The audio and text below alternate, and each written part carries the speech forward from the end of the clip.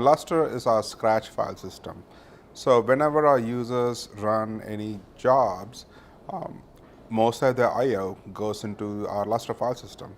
So they use it to stage data that they need to read, and even the writes go to our Lustre file system. The reason we selected Lustre is because it is one of the more affordable distributed file systems. So before Lustre, we had an NFS-based file system supplied by some big vendor, which was fine when you had a small cluster, but when our cluster grew up, the existing file system could not keep up with the needs. So initially we had a small Lustre file system that, and then we outgrew it.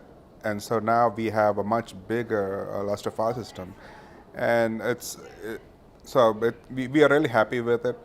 We are happy with the performance. One of the benefits of using Lustre is that it's very resilient file system. It has very high performance.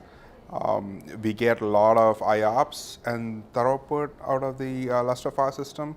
The use cases, especially if I'm recommending it to a friend, would be if you're running a HPC center, Lustre has almost become a pretty generic file system for most HPC cases, especially in the last couple of years where they have introduced so many new features to help deal with small files performance.